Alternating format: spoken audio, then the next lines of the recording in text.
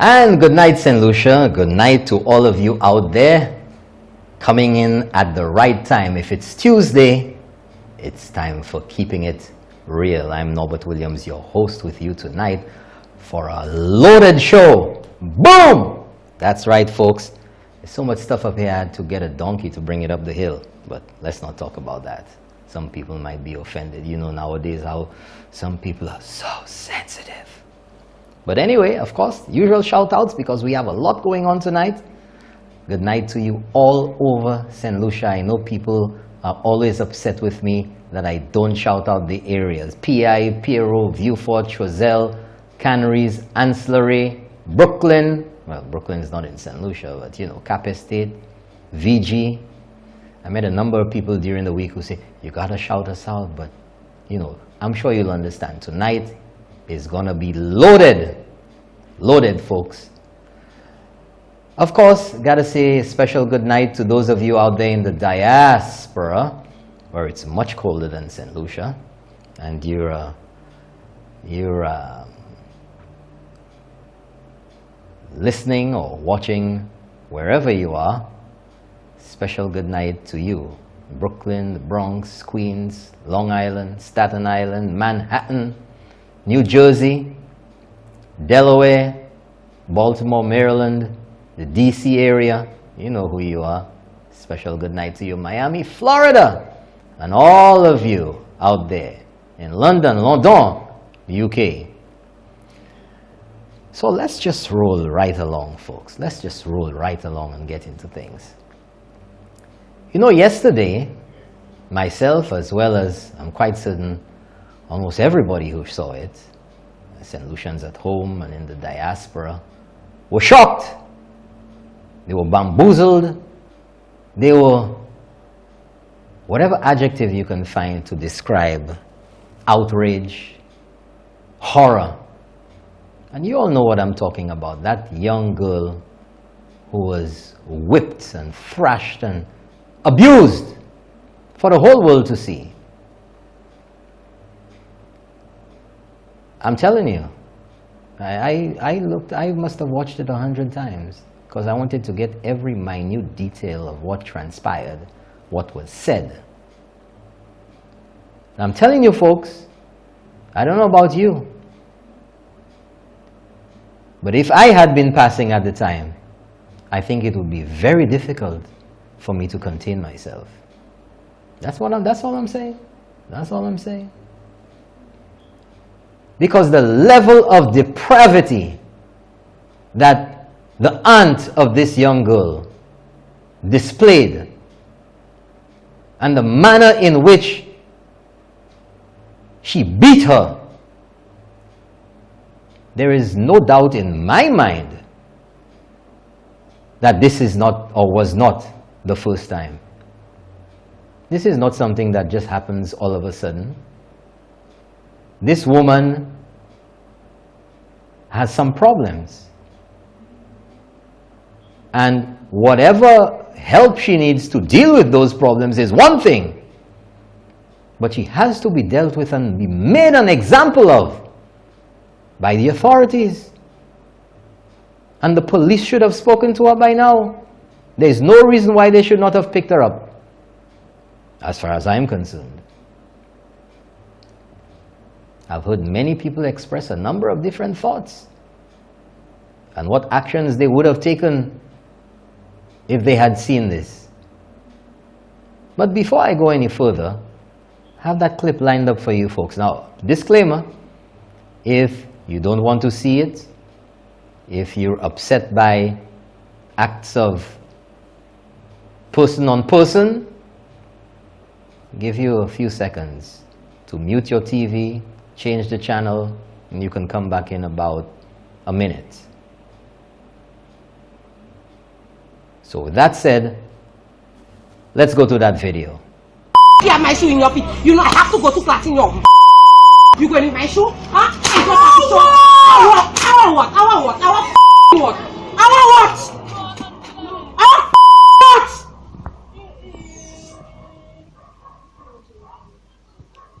I'm trying to fix your face in front of me before I box you, eh? Ask somebody if you're in your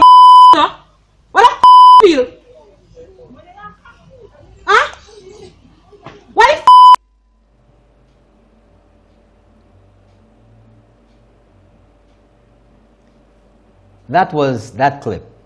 That was the first one. There's another one, a little shorter. But you get the idea of it, what transpired there. I don't know. This is keeping it real. And I'm going to keep it real to you in the typical St. Lucia way. Whether it's so or not, they don't know. But when you put yourself out there, you open yourself to interpretation. Wash PP. That's what I call that. Wash PP. That's right. Wash PP. Kila. Something is wrong. Because out of the blue, an angelic woman, that's supposed to be her aunt. Because the young girl wore her shoes to school, she proceeded to rain down licks on the poor child for a pair of shoes. You think that's the only... Do you think or do you believe that this was an isolated incident? I don't think so. I think that child is abused over there constantly. You don't have to be a brain box to look at what's going on there. So many blows. And that girl does not run. She hardly screams. That child is accustomed to getting licks there. Or she's afraid of what will happen to her if she does anything.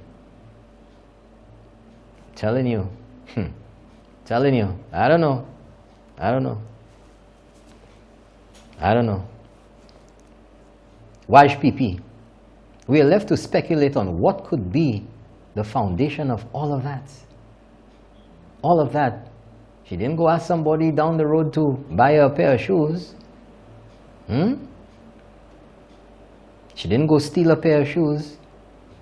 And of course, folks growing up, you know, young girls, they wear their mother's shoes, they put on makeup, they play. How old will that girl be? What, 12, 13 years?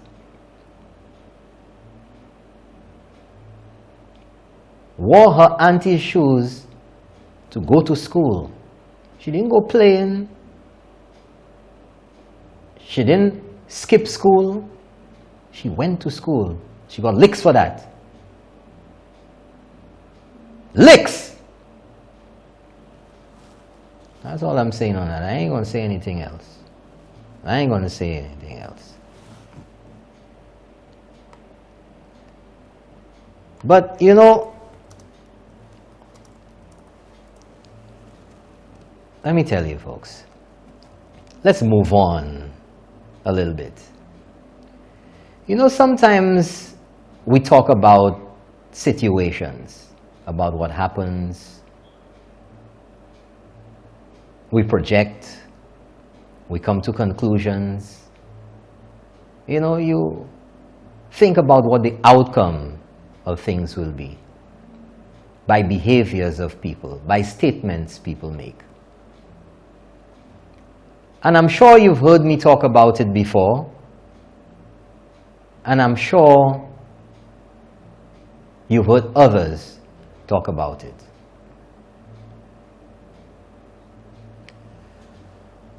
The sabotage of St. Lucia's image. The letters that are being written. The statements that are being made in the press and on social media. If we get back in the government, or when we get back in government, we'll review every CIP passport. Letters to the British about the appointment of Guy Mears as St. Lucia's High Commissioner in the UK, or to the UK. The statements by other individuals that they will write to investors and ask them not to invest in St. Lucia.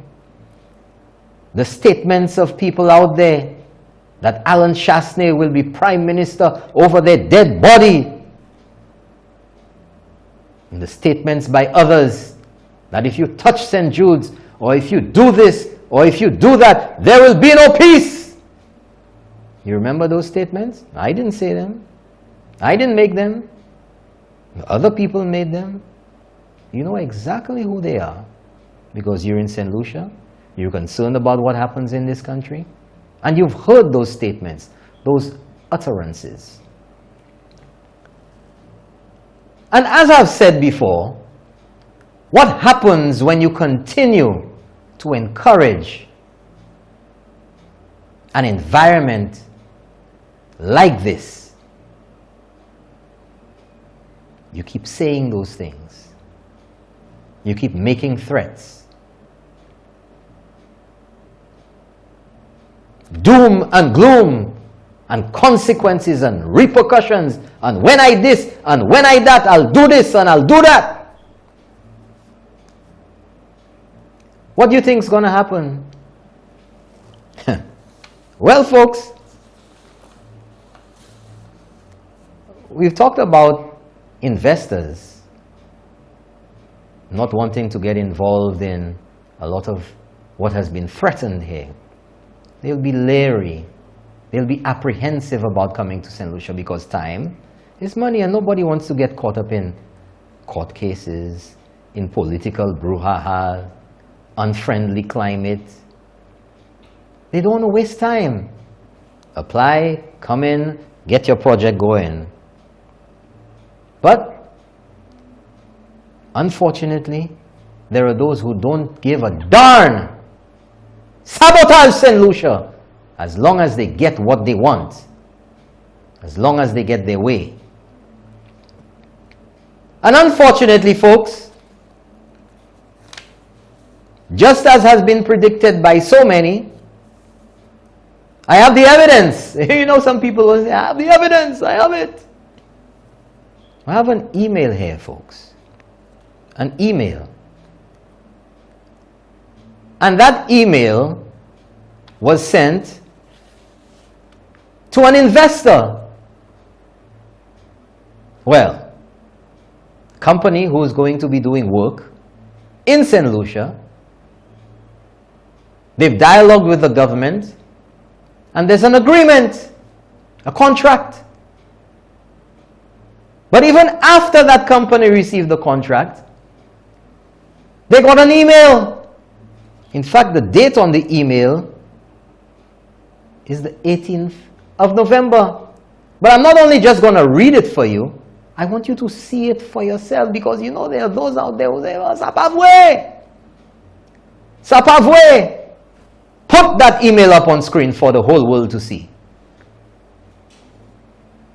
Now, if you can zoom into the top there where you have the email information and who it's from, the sender and who it's going to. Zoom into the top of that email for me, please. Because there are some people at this time of the night, they don't see too well. Let's go to the top. Right. Now, folks, I have to let you know that some parts of this email have been redacted or they have been blurred out, because I don't think it's necessary that persons who this email was sent to need to have those emails out there for obvious reasons. But look at who it says it's from. I'm only reporting to you what is out there. Okay? I didn't create it. I didn't dream it up. What is out there? From an investor, from a company that has signed a contract with the government of St. Lucia. And it says from, I'm reading plain English, St. Lucia Labour Party. St. Lucia Labour Party at hotmail.com. And the date is the 18th of November 2019. And it was sent at 9:58 GMT. St. Lucia is 4 hours behind, which means that that letter was sent at 2 minutes to 6 in the morning in St. Lucie. 2 minutes to 6. And the subject, as you can see, I blanked out the name of the company, St. Lucia, and it says, in parentheses, FBI corruption, lawsuit investigation. Good day, Mr. And I kept the name blank. We are the St. Lucia Labour Party and have been in existence from 1979. Now, pause right a second there. Obviously, that is not so. But I don't know whether it was fabricated to make it seem untrue. I don't know whether somebody fabricated or created a fake email account, but the email account is real because that's what it was sent from. I don't know! You know, some people already, I don't know! But it is a fact that this email was sent. But let's go on, because I'll tell you there's a bit of authenticity to this email, and I'll tell you why. Let's go on. Our government have been, bad English, our government have been in power under Prime Minister and lawyer Honorable Kenny Anthony from 1997 to 2016.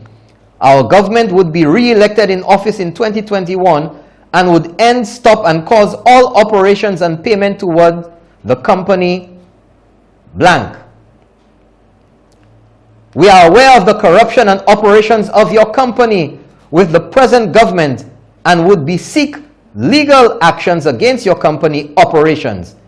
We are fully aware and have copies of your signed contract IDSLU, and there's a contract number. And the contract number, folks, is real. So it is somebody who knows. Somebody who got the information and is being malicious. This is not a regular person out there on the street who just fabricated something. So it is my opinion that this is carefully orchestrated by a number of persons. It's not accidental. It's not just random. The persons know what they're doing. And there is an intention to it. So it says, copies of your signed contract with our legal system, with our legal team. We can safely assure you within the next 10 years, you will not be getting any payment for the services they will provide within St. Lucia. Please consider this email as a form of ceasing operations, as no form on repayment, damages, or refunds would be given to your company. We will cease all assets, I guess they want to say seize, all assets and equipment, and take company officers to court.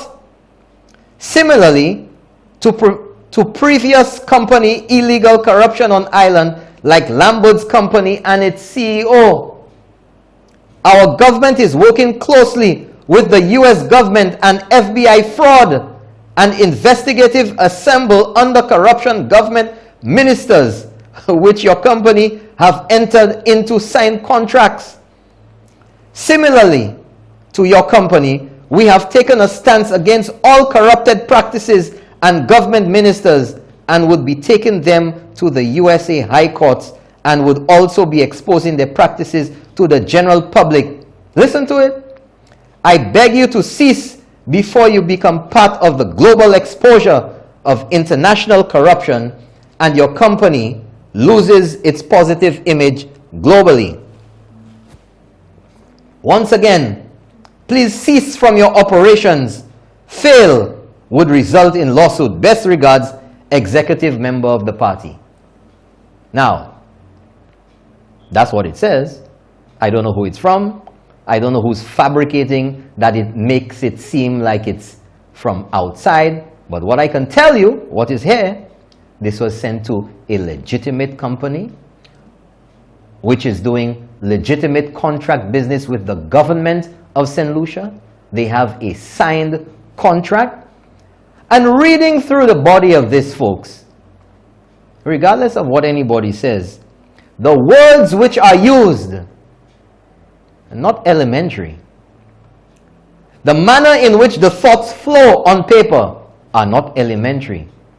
So it leads me to believe, and the grammar on there is deliberately misleading, trying to make you believe that it's an imbecile who wrote it. But one thing stands out: the contract number is a real number. It is a real number, folks.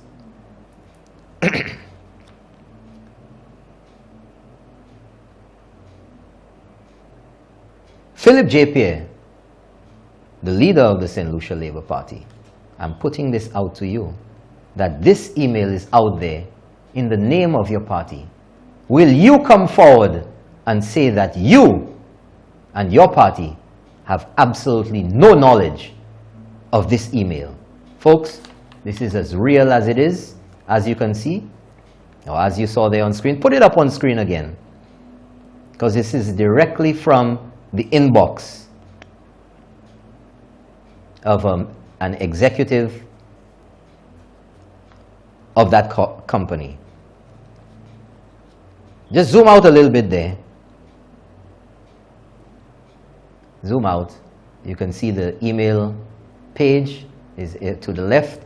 See all the individuals' mailboxes and everything. Legitimate email. Okay? It's a direct screenshot of that email on screen. So think about it how you want, folks. Think about it. It's very, very sinister what these strange, these inadvisable statements. It's very, very peculiar what they can incite people to do. And many other things have been said. Watch it. The things that you say, can influence others. But nevertheless, that's it for now on that email. Of course, it was forwarded to the relevant authorities. The government is aware of it. It's sent. At the measures that some people, the lengths that some people will go to sabotage St. Lucia. Think about that. Think about it. To sabotage St. Lucia. Let's move on, because it gets even more interesting now. On Thursday last week, November the 21st, leader of the opposition, Philip J. Pierre, and somebody saying there's no sound on air. I don't know if you all could check that out. Philip J. Pierre is, can somebody send me a message there, if you're hearing me? Philip J. Pierre appeared on What Makes Me Mad, or one of those shows, with Andre Paul. 2 weeks to the day, or 2 weeks after his previous appearance. And he talked about, okay, sounds on.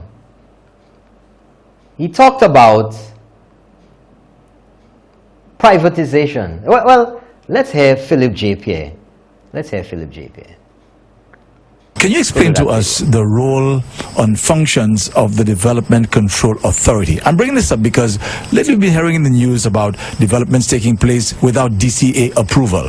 So can you please educate us on the role of the DCA? And is this normal practice that people can just do things in terms of constructions and doing refurbishments and so on without approval from the DCA? Of course. That's all right. That's all right. Actually, that's a good question. In fact, there's a rumor. And let me make it clear. It's a rumor. So the people want to hold me, don't hold me to it, please. If it's not true, I've said it is a rumor that the DCA is going to be privatized. It's going to be made a statutory board. That's a rumor. Now, that may not be true, but that's a fact. That's what I heard. So it may not be factual. There's a rumor that the DCA is going to be either privatized or going to be converted into a statutory board. Anyway, let's move on. Can you keeping it real? The leader of the opposition, a man who has been elected multiple terms, is reporting a rumor which he cannot confirm, which he says not to hold him to it. But he proceeds to BS people, because you know what? He's trying to absolve himself from spreading rumors by spreading rumors. That's what he did. Oh, don't hold me to it, but there's a rumor out there. I mean, that's the level of accountability, that the DCA is going to be privatized. See, remember Ilayoka DAP, OKEU. There's nothing wrong with privatization, folks. But the context within which they use the word privatization makes you believe that it is a separate entity. However, There's no official word on any privatization. There's been no news. There's been no public statement. Nothing. But Philip J. Pierre, a few days ago, chooses to report on rumors. Rumors. But folks, statutarized, that's what he said. It could happen as well. But what's wrong with that?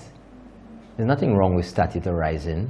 It's to make the organization more efficient, more accountable, more speedy. There are a number of examples of statutory bodies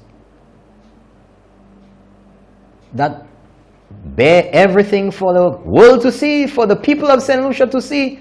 There's nothing wrong with being statutarized, or as Philip J. Pierre wants to push, privatized. WASCO is privatized, if you want to say it's a statutory body.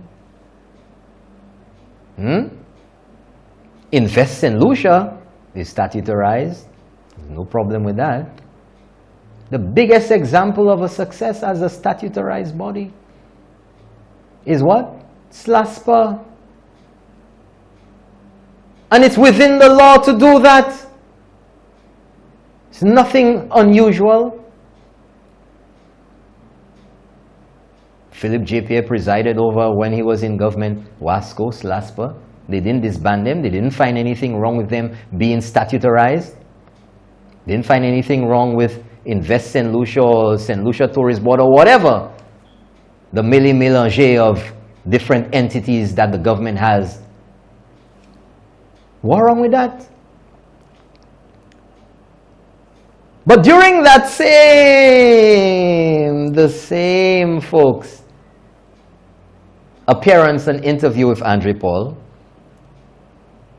Philip J. Pierre, of course, they like to attack that, Direct awards. Oh, that's their whipping baby. They say, what how? Baiku. Direct awards. The government is giving direct awards. Oh my God, the sky is falling. Oh my God. Let's hear what Philip J. Pierre. Listen well, folks. I bring you a load of gifts for the season. Let's hear what Philip J. Pierre had to say about direct awards on Andre Paul's show last week. Roll it. We'll come back to that. Okay. We'll come back to that. So, let's move on. Live TV, you got to roll. Philip J. Pierre again, during that same interview, had to talk about Guy Joseph. Oh, absolutely. I'm not even going to paraphrase for you. Let's go to that video with Philip J. Pierre talking about Guy Joseph. Roll it. So talking about facts, Mr. Pierre, what are the facts surrounding Mr. Guy Joseph and allegations of investigations into I'm very Mr. glad Guy you Joseph? brought. Yeah. Mr. Joseph has been saying in Parliament with much bravado, you all investigated me. I defy Guy Joseph to find any document that says there's any investigation about him. Defy him. I defy him. I defy him. In fact, what there is, and I can attest to, there is an investment that is ongoing in the airport financing, A&M, etc. That is ongoing, which this government has stopped because they have not given the necessary information that was required.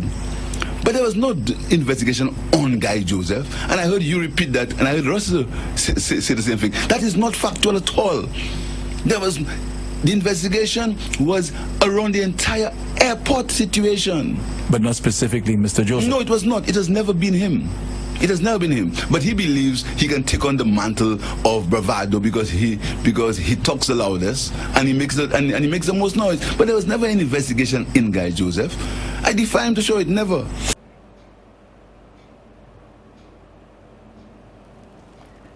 There was never any investigation into Guy Joseph. I defy him to show it. Never. Let's keep it real tonight, folks. Let's keep it real. I don't know what kind of Kool-Aid was being drunk or what. You know, myself. So, since Philip JPS says he defies anybody to prove that, I'll take him up on the challenge. Let's go to document number 1. Person of interest. There it is. Let's go to the top of that. Got to give the Keeping It Real crew everything. On top of that. Oh, that is the top, is it? It's higher than that. Okay. But folks, this is from, there we go. Now zoom in a little bit more. You know it's nighttime over there. Some people, their glasses not working too well. That's right. Attorney General's Chambers. It's dated the 16th of December. Look at it on the left there, folks. 2015, and it's addressed to Andrew D. Finkelman, trial attorney at the U.S. Department of Justice, Criminal Division, Office of International Affairs, 1301 New York Avenue, Northwest, Suite 800, Washington, D.C., 20005. And it says, request for mutual legal assistance in the matter of Antonio Asenza. Don't go too fast. Don't go too fast. Dear Mr. Finkelman, and folks, I have to tell you that I have redacted quite a bit of this communication from St. Lucia's Attorney General, Kim Sendrose, because it's irrelevant to the point I want to make here. And just to let you know, what has been redacted will be dealt with on another show. I'm not going to give you everything one time. Oh no! Got to keep you coming back for more. So let's go. Dear Mr. Finkelman, we welcome your offer of a telephone call, and after reading your letter of October the 21st, 2015, we believe a conversation would be more beneficial together with this response. And then it says the request. With the benefit of your letter dated October the 21st, 2015, we wish to place on hold requests for number 1 to 7, 9, and 14. We wish to focus in particular on request number 8, 10, and 11 that relate to the 2 key persons of interest, Guy Joseph and Antonio Asenza. What did Philip JPS just say a while ago? Guy Joseph is not the focus of any investigation, any person of interest, nada. So let's go to the next page. Let's go to number 2. Yes, under probable cause. Zoom in for the nighttime people, please. Zoom in on that there for me. Overview. That paragraph there. Yes, that's it. Bring it down. That's right, that's right.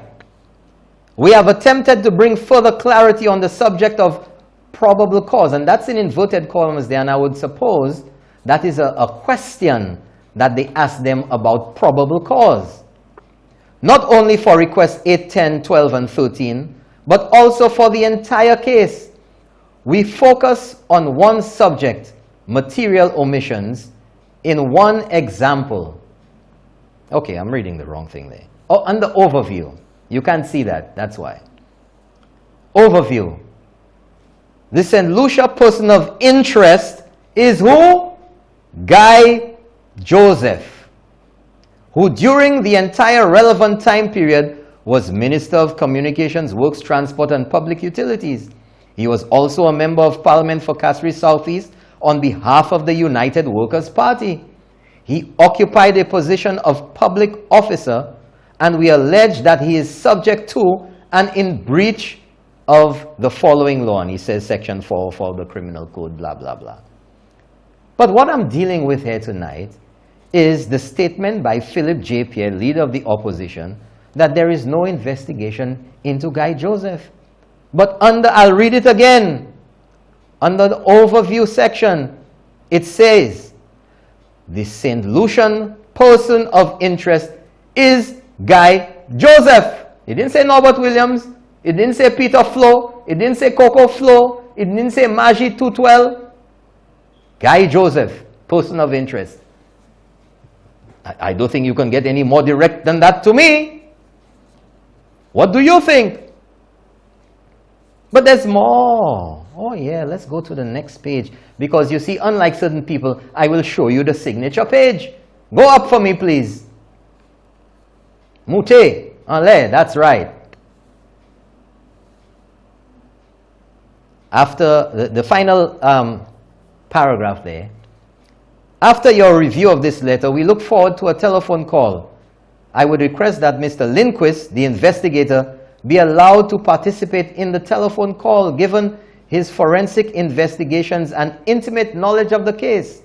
Further, I have asked Mr. Lindquist to send by FedEx a copy of the exhibits that are referred to and numbered in the letter and appendices. We thank you in advance for your valuable cooperation in this matter. Yours faithfully, signed, Kim St. Rose, Attorney General of St. Lucia. But it gets even more interesting, folks. Come over here. I have more for you. Pour fini. You know what?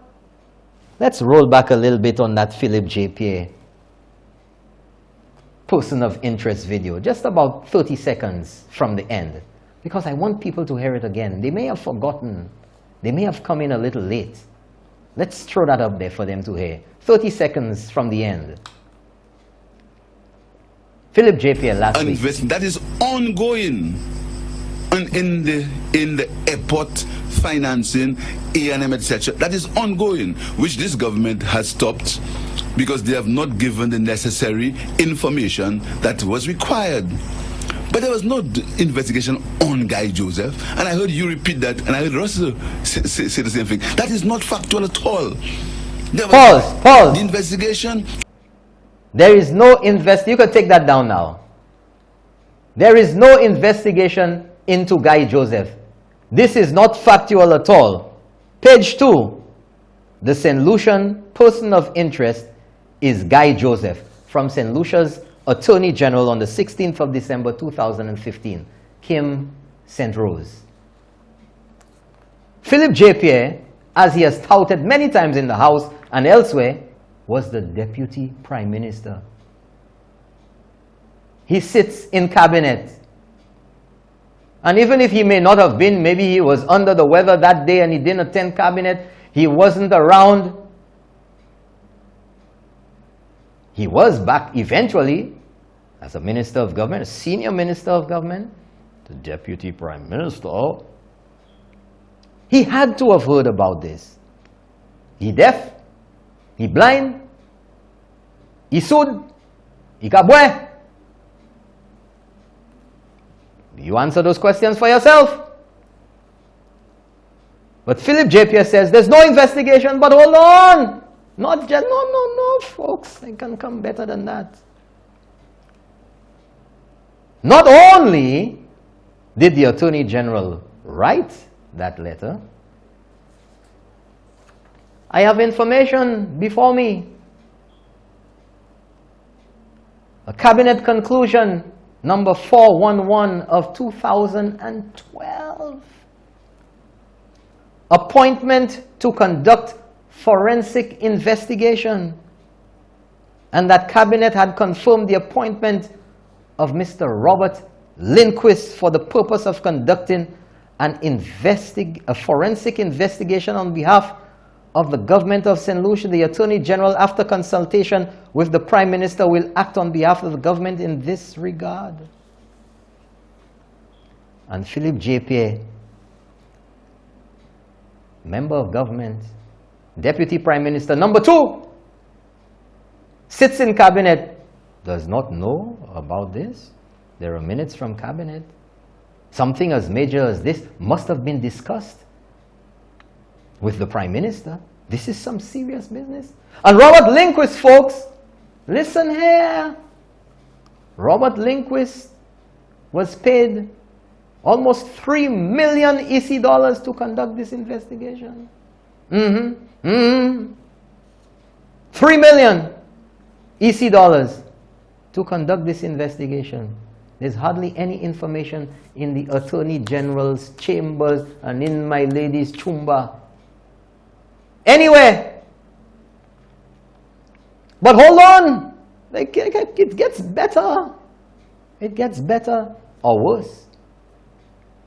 If you as an individual, not an employee, but a contractor, an individual who does work for government, if the check is $1,000 for your work or $10,000, it doesn't matter.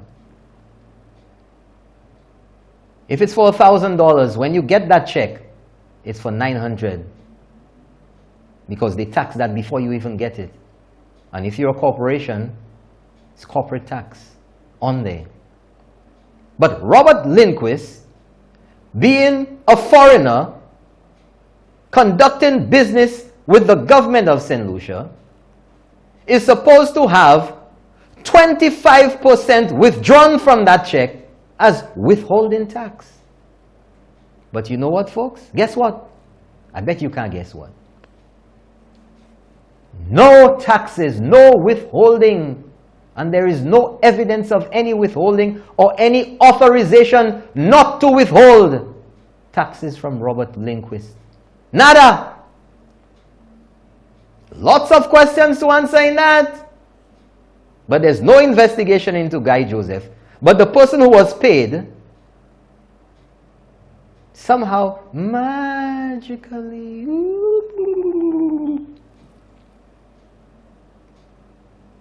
had no taxes withheld from their payment, even whilst this government had gotten into office. A month or two into this current term, a payment or two was made to Robert Lindquist et personne pas du gouvernement. Personne pas du Premier Ministre. Does that sound a little irregular? Folks, does it sound a little irregular? Do we have that video now? Okay, I think we'll take a quick break and we'll be right back, folks. Back after the break. More action.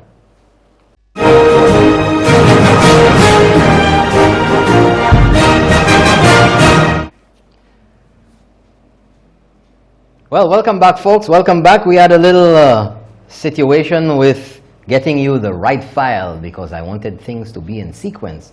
And we have everything lined up now. Got a backup of the file. You know, backup of the backup. That's right. Keep it real right here. We're going on with it. So let's get right back into the action. And thank you so much for staying with us here tonight on Keeping It Real during this little break. So getting back to Philip J. Pierre, leader of the opposition's interview on Andre Paul last week, Thursday.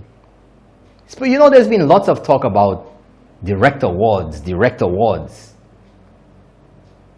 Well, let's hear what Philip J. Pierre had to say about director. Now hold on. You know, this government they've been hitting the government about direct awards. Let's go there because Philip J. Pierre went there, so I'm going to go there tonight. Direct awards, Bali. Yeah, but Mr. Pierre, the argument is that your administration, when your party was in office, did the same thing in terms of issuing direct contracts. We never issued direct contracts in the magnitude and the amount and the amount that this government does. We never did it.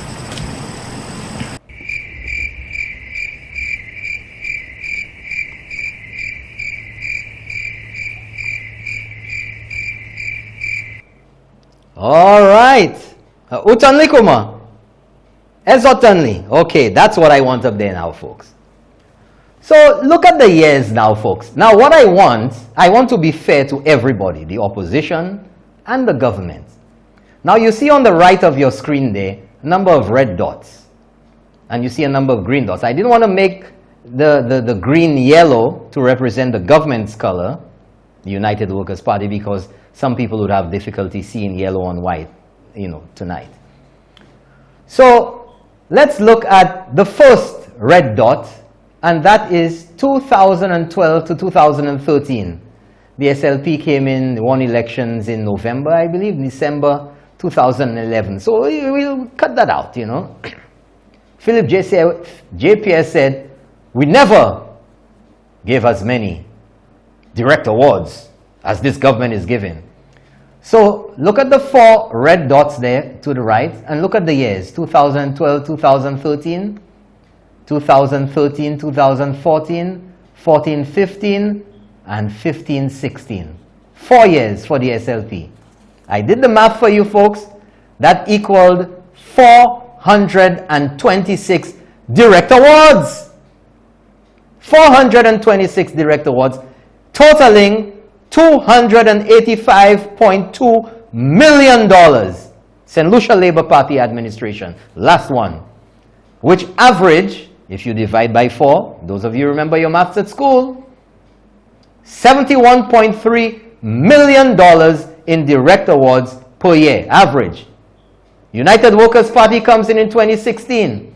We're going to leave that, you know, leave it out. Free and clear. 2016, 2017, 2017, 2018, 2018, 2019. How many contracts? 355. What's the total? $183 million. Average, $61 million a year. Philip JPA, play Philip JPA again for the people to hear. Bali. So, Pierre, the argument is that your administration, when your party was in office, did the same thing in terms of issuing direct contracts. We never issued direct contracts in the magnitude and the amount and the amount that this government does. We never did it.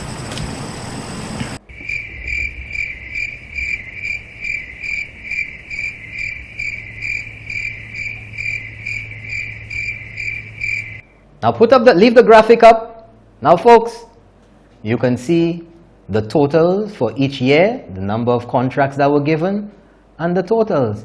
Evaluate for yourself.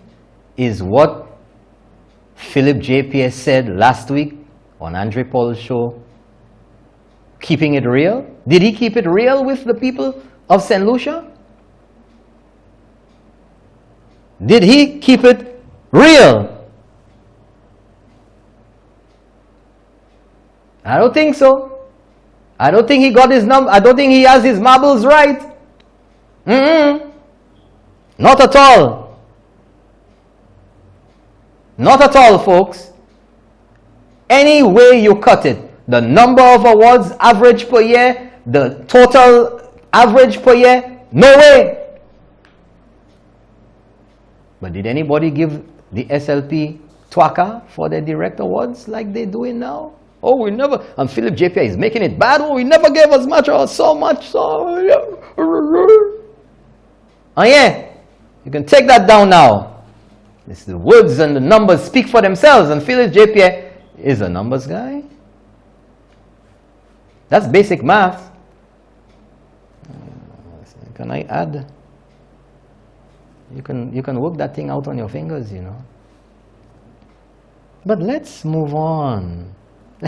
Here's the real interesting part right now, folks. In the same interview again, Philip J. Pierre, folks, let's go. Let's go. He talks about buildings at St. Jude's are going to be demolished. Let's have Philip J. Pierre talking about the buildings that are being taken down. Let's hear him. And no one has told me, I have not been given any sound technical reason why 2 buildings have to be demolished. Well, he has not been given any technical reason. Well, I'll tell you folks, there's been a lot that has been said about St. Jude's, about the quality of the works, about the horrendous workmanship, about holes in the ground, about narrow alleyways, narrow ramps, steep stairs, low ceilings, tout kalte bagay. Corridors where you can't even pass with a wheelchair. Electrical work up the wazoo. Hold on, take your time. Take your time. Don't rush me tonight. Don't rush me. Don't avoid a message, rush. Water problems, roof problems. Well, last week I paid a visit to the St. Jude site. And the bigger of the two buildings which are being taken down was still up. Actually, it was on Friday. Took the trip. I didn't take the trip on a horse, although DSH is so close. I took a motor vehicle. I may have heard a horse somewhere along the way, I don't know. But I took a number of photos, and we have them here for you today. Bear patience with me. It's quite a number of photos, but I want you to see everything like I saw it. I want you to be there. I want you to see through my eyes, through the lens, what I saw, to appreciate my analysis of the paralysis. Let's go with the photos. Now, folks, as soon as you come in there, they had already taken off the roof. But I'll give you the story about the roof. Hold on. Point down. It's nighttime. Some people, let's go back to the first photo. Right. You see that there, folks?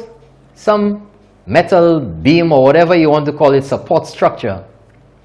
Now, you see that lip at the bottom there? That's where the hung ceiling rests. So you go into an office and you see something like boards, like, chipboard or whatever. It's the ceiling. And you don't see the electrical work and everything else that's inside of the ceiling unless you have to go in there to do some sort of work. Now, I'll tell you in advance that that building had been there for a while and was not designed to have solar panels on the roof. So whatever they did, that building was retrofitted. As you will see, if you can see in the middle there, they broke up the concrete to put conduit to run electrical wires and water and tout kalte bagay. You see there in that square piece at the end, butted up against the wall, 6 nuts and bolts. Well, it's supposed to be 6. Can we zoom into that square piece on the end there?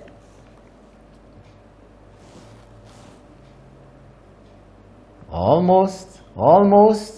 SOA, folks. Now, there were solar panels that were put on that roof. And there was nothing supporting the roof. It was a flat roof. It wasn't peaked, it was flat. About 100 solar panels, and each one of them weighing 41 pounds. I did my homework. I went to the website. I have all the info for you to see. You see already at the top there in the middle, it's missing a bolt. Let's go to the other photo. Now, folks, that's the other end. In one of the rooms at the top, a 2-story building. Let's zoom in on that. Let's zoom in. Zoom in on that end. Let's zoom in again. Zoom in. Bali. Look at that, folks. In a l'hopital. Gaza. Not one bolt in there. Now, if you look behind, you can see the conduit, the PVC. That's behind that piece of metal there. That's supposed to be holding up or supporting the roof under the hundreds or thousands of pounds of weight. In fact, 41 by 100 solar panels equals 4,100 pounds, plus all the other attachments and everything. So anything between 4,000 to 5,000 pounds on that piece of roof. And this is what was meant to prevent the roof from sagging. No bolts, And if you look, you can see at the back then, top left, the PVC pipe. There's no concrete there to hold on or to bolt that end piece. Okay? Next photo. I ain't finished yet. Look at it again, folks.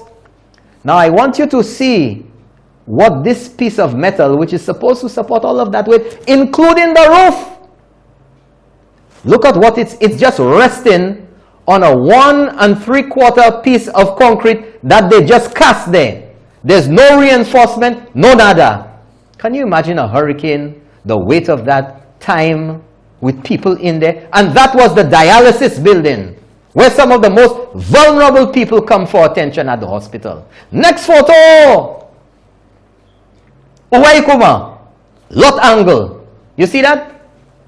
It didn't even go all the way up. It wasn't broken off, nothing. That's how it was under the ceiling or inside the ceiling. Look at the lip on the side there, the piece of concrete or cement that was cast to support that. There's no reinforcement, there's no BRC, there's no metal, nothing. Just Makila to support all of that weight, including the weight of that long 30 to 40 foot span of metal pipe and welding that's there. Next photo. Right? Look at it again. Next photo. Let's zoom into that tape measure there. I give you all the information, folks, as I see it. Zoom in again and go up a little bit. You see the width of that there? 1 3/4 inches. Go up a little more. Look, right above the tape measure there. You see a hole. You don't see any mark of any bolt or any nut or anything there. Nada. Mute. Mute, horsey. Look at that. Look at that. And all of that was underneath ceiling. Huh? Gade. But you don't know what was wrong. Next photo. Let the people of St. Lucia see. Next one. Look at this. This is one end piece. Right? That's supposed to be done properly. Next one. There's more for you to see, folks. A distance shot of the same thing. Next one again. I've given you all the angles. Right. Now this is a section of that same floor which has a concrete roof. That's the flat section. But look at down there. Water. Next photo, I'll tell you why the water is there. Let's go. Next photo. You see that? We're talking about mold in St. Lucia. When it rains, the water is seeping through the concrete roof. Zoom in on that. Mutrayo mold and the salts and everything that's coming through. But that's a L'Hopital. That's a L'Hopital. Right? L'Hopital, $130-something million spent. Galeta. After $130 million has been spent, that's the status. Right? The hospital was 90% done, almost ready to open. Vesa. Next photo. Right? Now that's another section. There's supposed to be some pump room below ground level, folks. Below ground level. But I'll show you what it looks like. Let's go to the next photo. Look at that. 3 feet of water in there. Water coming in through the sides of the walls and underneath.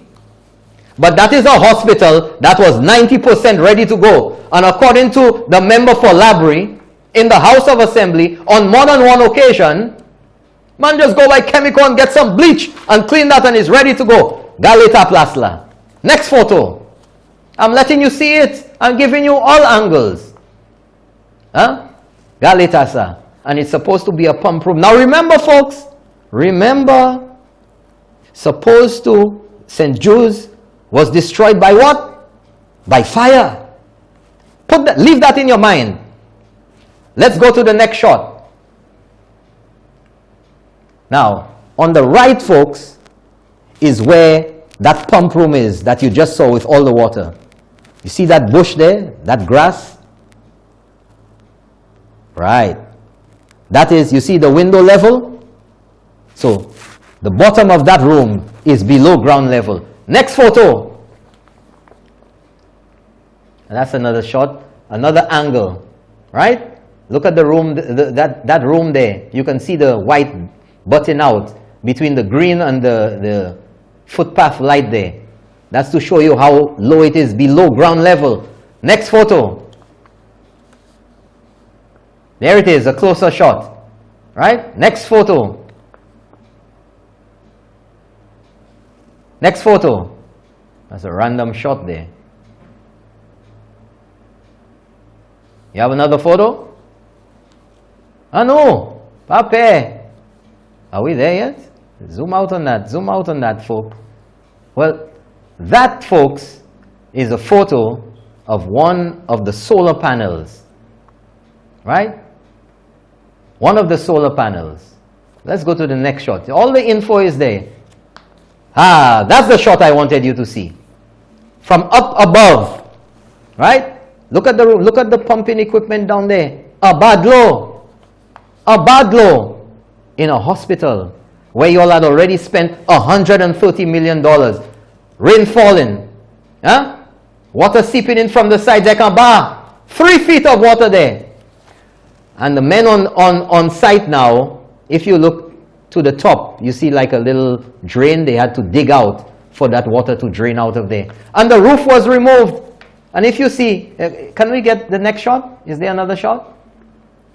That lip there, that to the front, to the top, is where the roof was just leaning.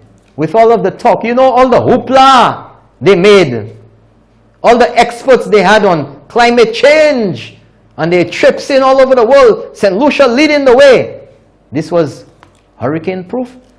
The roof flat on top of there and just nailed down. When rain falls or anything, what happens to that hospital? Steam room or water pumping room. What happens? Out of commission. So, we're done with the photos. Let's go to the videotape. Let's go to the next video. Let's go to the video. And of course, folks, I wanted you to see for yourself, because if you remember that there was a lot of demolition done at the old St. Jude's, and stuff was buried, has disappeared. But everything that was removed from that building is still on site to be seen. Nothing was hidden. Nothing was buried behind the gas station. No tons of debris disappeared. That's why you couldn't understand why $130 million was spent. Because it was built and broken down and built and broken down. So you build 3 hospitals and you only see in one. There's the solar panels in another room again. And let's zoom in there. I wanted you to see what it was. You can see dialysis building. Uway kuma. Esuway. Majwa usav. I bring you all the evidence. Keep going. There it is. Dialysis building. All for you to see. Let's go to the next video. Let's go to the next video.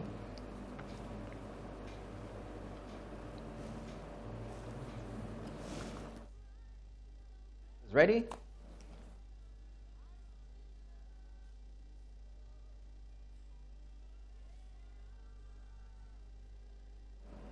Well, folks, I present to you the evidence for you to conduct your own analysis of the paralysis.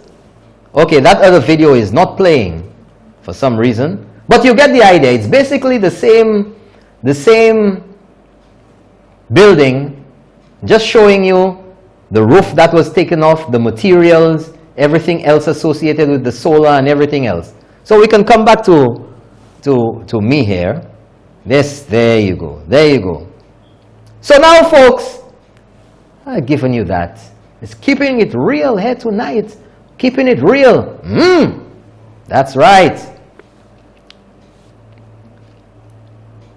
So another big talk that's taking the world, the region, St. Lucia, Dominica, by storm.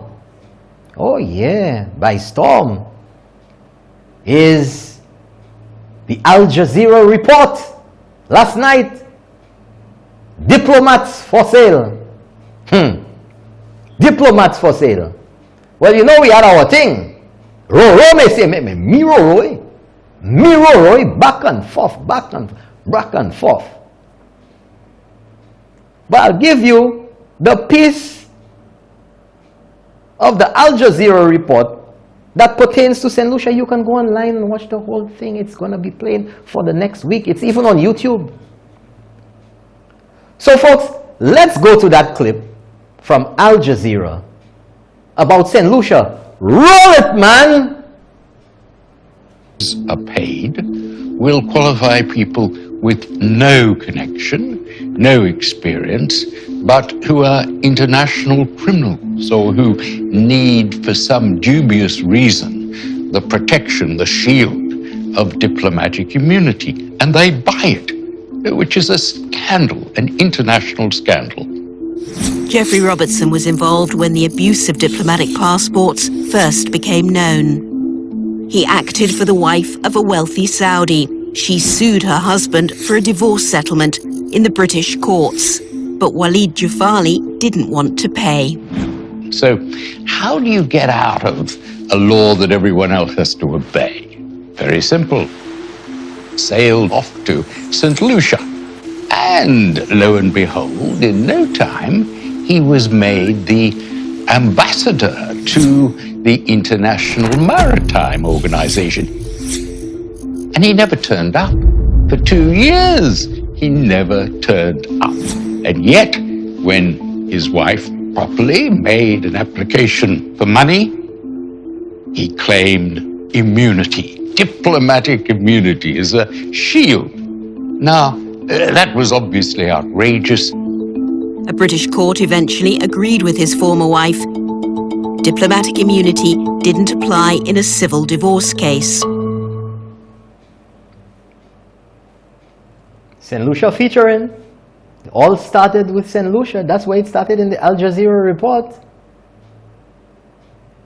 And there are still so many unanswered questions. Did anybody get paid? Where the money gone? What was done with the money? Where the money gone? I don't know. I know.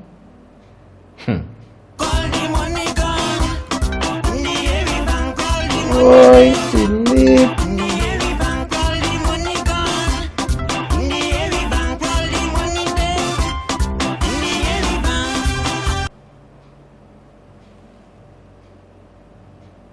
Where it gone? Where it gone? Who have it? So in keeping with all of this, and all the questions that those St. Lucians were asked, let us now go to an interview. Newspin, Timothy Polion, with St. Lucia's former High Commissioner to the UK, Dr. Ernest Hilaire. Rather interesting interview. Roll it!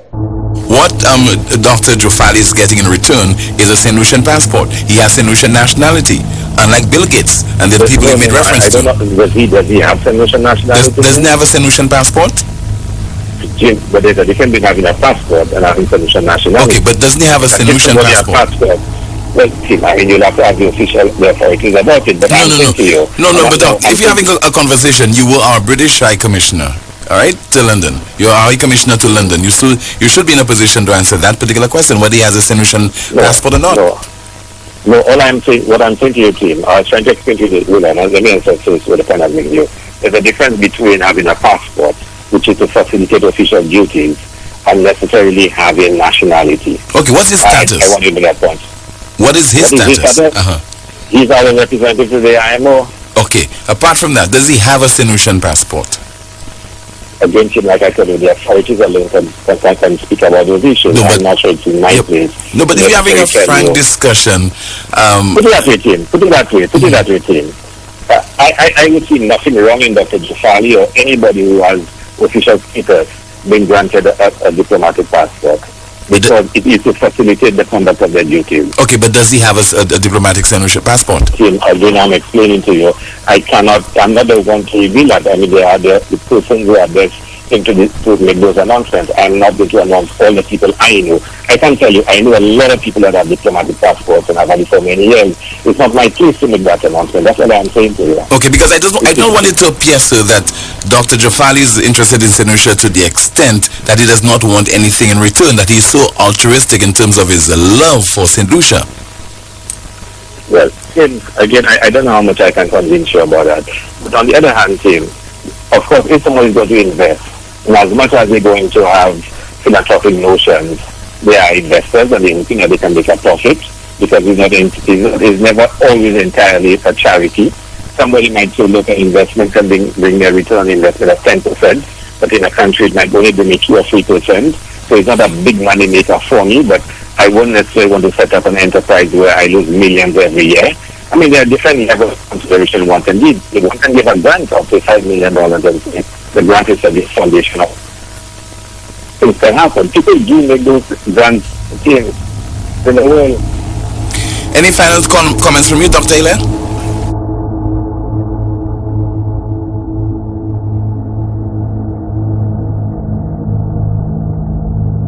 Well, folks, lots of questions coming up again. A lot of questions have not been answered satisfactorily. Many questions. Have actions which were taken before, have they continued to affect St. Lucia's reputation? That's all I'm asking. But then, there was a letter. It was a little too much to have you reading so late into the night, so I will just skim through it. And this letter was put out. Civil society to organizations, my Prime Minister, a political leader of the United Workers' Party, Alan Shasney. And he said, you will recall in my letter of December the 16th, 2015, I raised grave concerns about the validity and circumstances surrounding the ambassadorial appointment of Dr. Walid Jufali and the undeniable harm it was causing to St. Lucia's reputation. Undoubtedly. But let us not forget Hala Jufali. You all remember that? It was a whole big to-do at Government House. And they were saying, oh, how this would encourage travel and tourism between St. Lucia and Saudi Arabia or whatever. A country where women can hardly do anything, but they had a woman, Hala Jufali. No experience in nothing. Oh, by the way, just perchance, the daughter of Walid Jufali, Uwaikuma, did she have a diplomatic passport too? Questions to ask. Anyway, at that time, I also warned that it could not have come at a worse time for the Citizenship by Investment Program and invited your support in calling on the government to appoint an independent and autonomous board representative of civil society. That annual financials of the CIP should be presented to Parliament and that legislative provision be made to permit the application of CIP funds to be used towards debt reduction and capital expenditure and not recurrent expenditure. But you get the idea of this, folks. We're running short on time. Maybe we could take one call tonight. Let's open up the lines quickly and take one call, because I know it has been long and some of you have been chomping away trying to get in on the action. So we'll take one call. If we could squeeze 2 in, we'll squeeze 2. Let's go. 450-0777. Let's do it. So, folks, it's not our doing here in St. Lucia. The expose, the focus on Dominica, the focus on diplomatic passports, the focus on corruption in the system, didn't just happen overnight. It didn't just happen overnight. It's a serious situation, folks. And I'm telling you, the world is watching. That Al Jazeera report has rocked the region. I know for sure people in Dominica, Grenada, St. Vincent, throughout the region. And of course, all the diaspora have been watching and talking about. It has been the talk of the day. We have a call. Good night, you're on the air. Let's keep it real. Norbert. Yes, sir. Good evening. Good evening to you. With all the corrections of all the lies of the leader of the opposition and all the accusations that have been going on with Alan Shashney saying he's a liar, I want to know if the Labour Party still feels safe going into an election with somebody like that. Let me give somebody else a chance. I know you don't have much time. Well, I don't know. That's a question you'll have to put to the St. Lucia Labour Party, but it seems to me that the statements that Philip JPA made last week, the multiple statements, and there were many more,